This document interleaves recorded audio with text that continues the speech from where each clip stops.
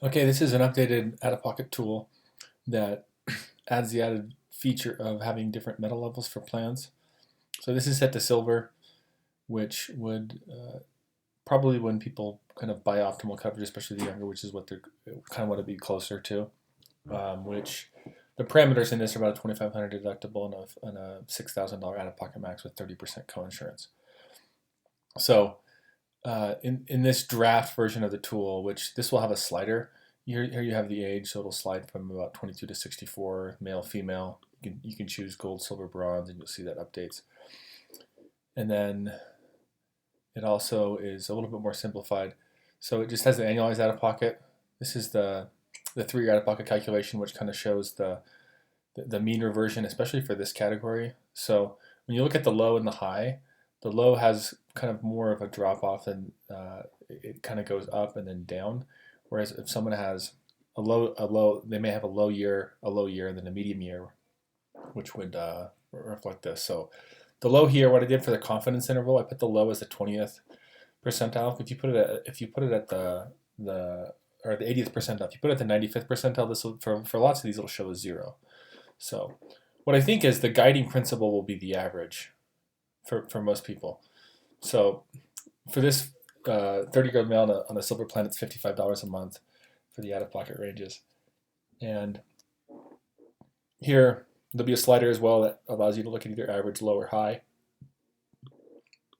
This is set to average. And then the multiple model out-of-pocket is just defaulted to 2, so you can change this too. If there's family coverage, maybe you can kind of have a factor in there as well. So that amounts to $1,332. The HSA contributions are $666. And then the other thing I added here is if you look at I pulled in some statistics from a Devenir study. For those employees who contribute, the average contribution is $1,900 a year.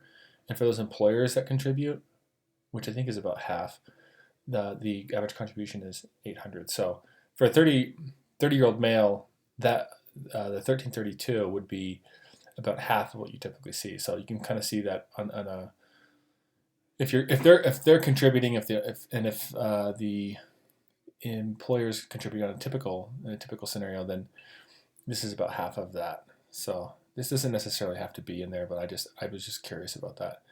And then you see the same things, the long-term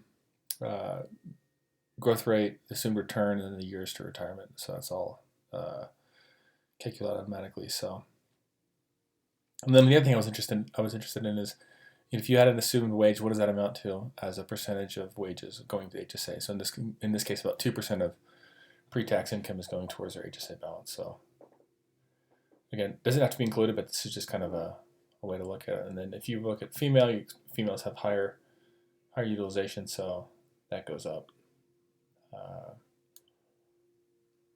And then you can switch it back, switch it to gold.